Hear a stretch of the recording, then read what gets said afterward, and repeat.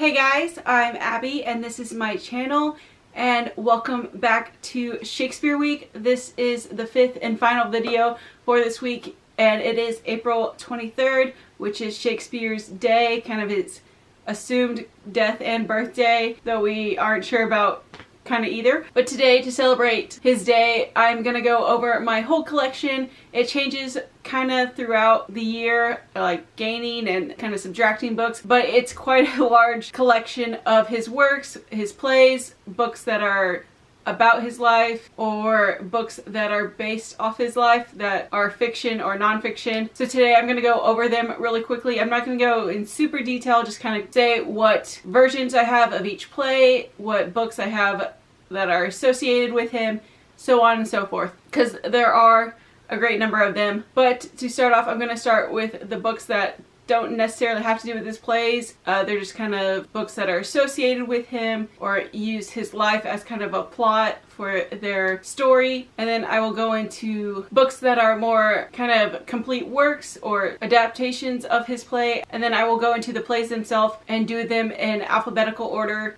listing what versions I have of each. So yeah, there are 38 plays and poems and such, and I have some that are multiple copies. So I have, I would say, close to 70 or 80 books dealing with Shakespeare. I think I have all of them. I scanned my shelves twice since my shelves are in color order instead of author order. They were kind of all spread out, so I went through it twice just to make sure I have them all. But I think I got them, and we can start going through them. So first I have the books that kind of just are associated with Shakespeare. I have this little mini book that's just a book of quotes for Shakespeare. Then I have this analysis. It's a book from the early 1900s of Shakespeare's book, but this has, I think, 5 plays in it and has discussions about it, but it's from the early 1900s.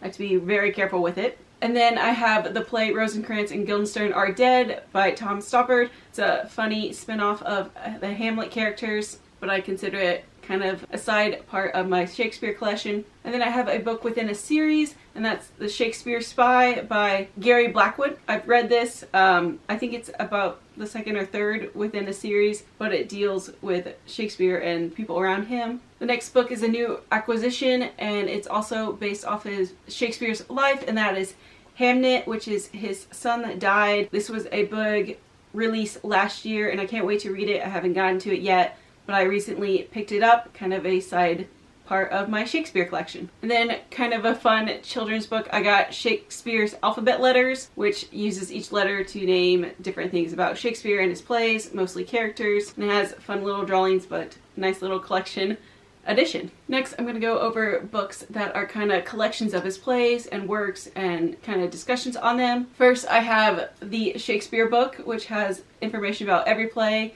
in here, kind of in order that is assumed that he wrote them. A great information piece to have in my collection. And then I have Shakespeare for Every Day of the Year. This is just a nice collection and information of quotes from the plays and about his life for every day, sometimes associating with the date itself. And next I have a stage full of Shakespeare stories, and this is just kind of like a children's version of 12 plays, and it's nice and illustrated, but a nice piece to my collection for younger audiences. And next is my complete works books. I have a Cambridge version of the complete works. It has every play and discussions in it, but this is my only complete works book within my collection, but I really enjoy having it. So now I'm gonna get into the different versions of the plays I have. Again, I'm gonna go in alphabetical order, so starting with the A's, ending with the W's, which is the last one. So first I have All's Well That Ends Well, and this is the Folgers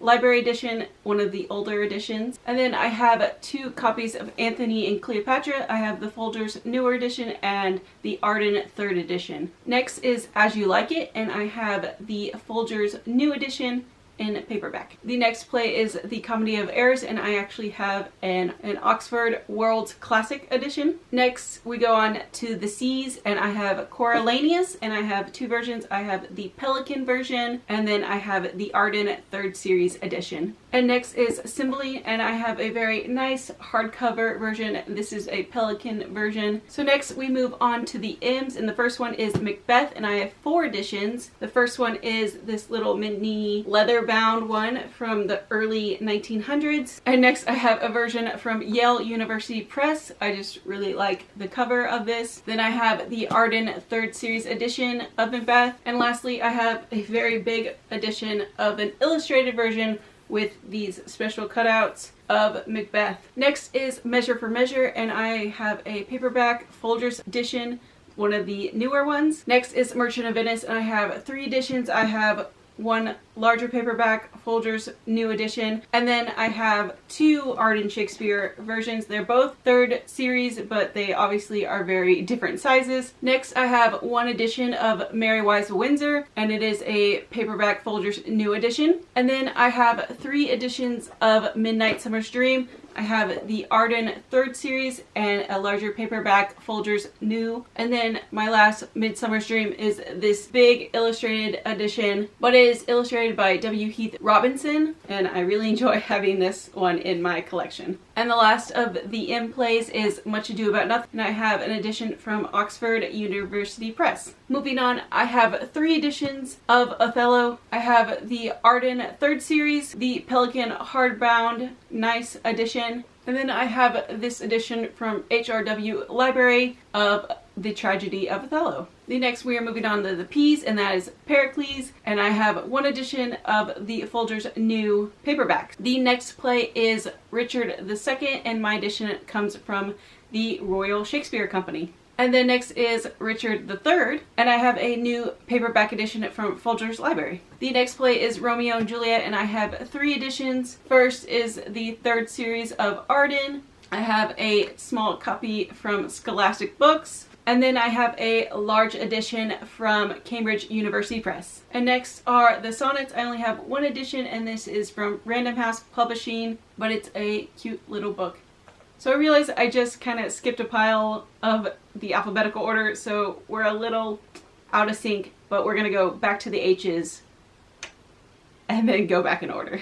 So going back to H, I have 3 editions of Hamlet, and that includes the 3rd series edition from Arden, the Folgers New Library paperback edition, and then the Barnes & Noble Shakespeare edition. Next we go through all the plays about Henrys, and starting with Henry IV in part 1, I have 2 editions. One is this little tiny 1900s leather-bound edition, and then I have an edition from the RSC. And for part 2 of Henry IV, I also have an edition that matches the first part from the RSC. Moving on to Henry V, I have 1 edition from Signet Classics, and then also from Signet Classics, I have all 3 parts of Henry VI in 1 book. And the last Henry play is Henry VIII. I have 2 editions. One is, again, one of these mini leather-bound 1900 books, and then I have the Pelican edition of Henry VIII. Next is Julius Caesar, and I have 1 edition, and that is the Barnes & Noble Shakespeare edition. And then I have an old Folgers Library King John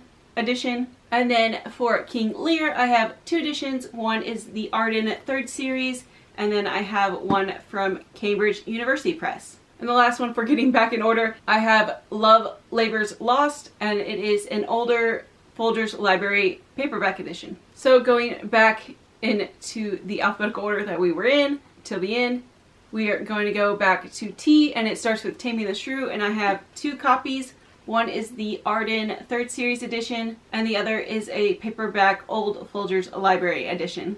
And next is Titus Andronicus, and I have 1 version from Pelican Shakespeare. It's an older version from Pelican. And next I have Troilus and Cressida, and this is a Signet Classics edition, an older version. Next is the Tempest, and I have 2 versions. I have the Arden 3rd series edition, and then I have 1 from Cambridge University Press. Next is Timon of Athens, and I have an older Folgers Library edition. And then I have 3 editions of Twelfth Night, starting with the last of these little leather-bound 1900 books. I have the Barnes & Noble Shakespeare edition, and then I have the Arden 3rd series edition.